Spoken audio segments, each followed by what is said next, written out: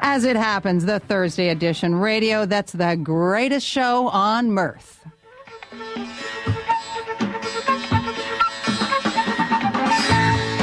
I'm going to start this next story at the very end. Hilarity ensued.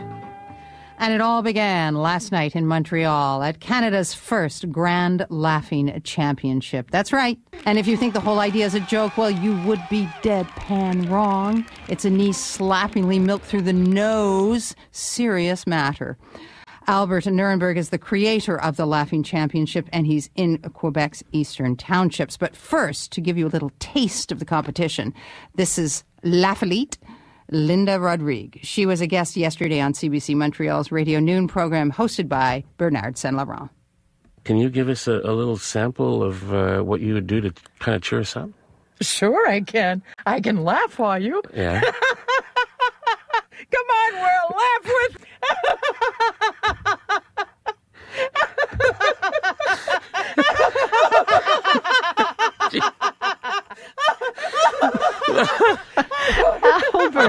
Albert, that woman is hysterical.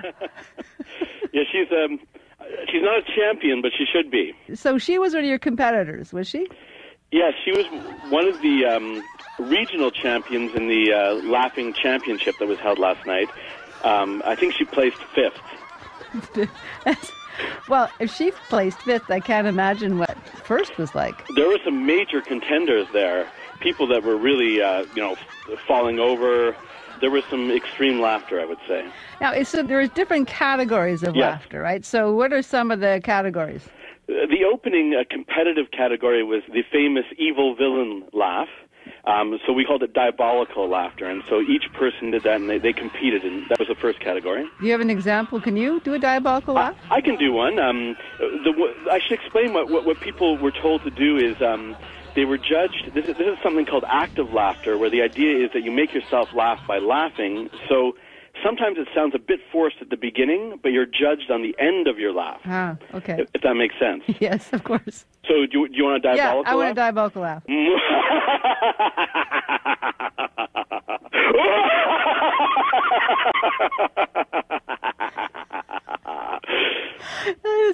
That's my diabolical laugh. So how did you put yourself in the mood to do the snort laugh then? Snort laugh is a tricky one. What's interesting about the snort laugh, it's always an accident. When people snort laugh, they rarely do it on purpose, but they would be laughing like...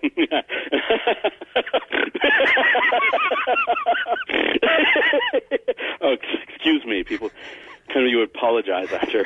Most people apologize, but in the contest, you would be proud of your tremendous snort laugh. Were there great snorts? There were some really good ones, and some people were exceptional, and some people really couldn't do it. I think you have to have a talent for snort laughing. Yeah, no, I have never been able to master the snort laugh. I've worked on it, and now can you just? So once you get, as you say, once you get started, you kind of self-infect yourself, right? It's important. That's an important thing because people will hold back because they think, you're faking it, but in fact. That's what's explosive about this sort of new approach to laughter is if you let go of the idea, I sound a little bit like I'm putting it on, then you can laugh all day long. The people in the audience, were they laughing with them? Oh, yeah. I mean, one of the criteria, though, was, is your laugh truly contagious?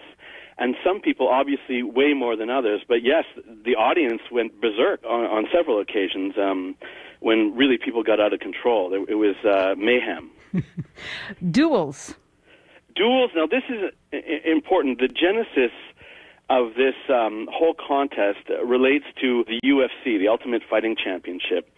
And I noticed, attending one of these things, that at the beginning of the fight, they have a stare-down. Now, what happens in many of these stare-downs is the guys crack up. And that is because I believe human beings are just as much wired to laugh together as to fight together.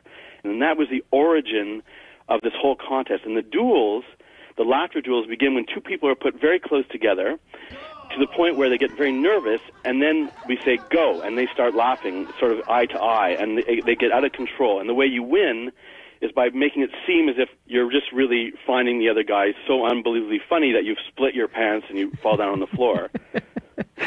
Now, does there an Inuit tie to that? Does that come from? Yeah, I made a documentary called Laughology about sort of the science of laughter. In the course of it, I discovered that the Canadian Inuit have been doing laughter games for thousands of years. It's a little-known fact. And one of the games they do is where you put two people together eye to eye, staring, and you tell them not to smile. And it's very hard to go longer than 20 seconds. And it shows how much human beings are wired towards positive emotion, that we cannot even stop it in certain situations. And basically the idea for the duel came from like putting two and two together, the UFC on one hand and the stare downs, and this Inuit tradition of having laughter games on the other. And that's where we kind of put together the concept of the Montreal Laughing Championship. How did it go? Who won finally?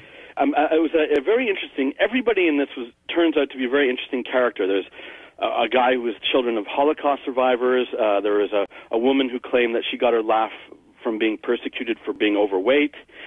The woman who won is a woman who works. Her name is Nicole Veillette, and she takes care of old people. And they apparently put her up to it. They said, "You have such a wonderful laugh, and you cheer us up every day." And they heard about it on the radio, and the people in the home sent her to the contest, telling her, "You're going to win." She didn't believe it, apparently. And so that night she went through the diabolical laughter. She did the Kneeslapper, the snort laugh. She fell down on many occasions. She really went quite far. And then the ultimate duel was the duel, what we call a genou, but that means on your knees. And she faced off against this other terrific laughter, and she beat him hands down, and she won the cup. I would think the audience left feeling really good because they'd contagiously been part of this like huge laugh-gasm. Laugh and the world laughs with you, eh? Precisely. Well, there you go, Albert. Once again, proving that the study of laughter is no joke. No. I'm slapping my knee.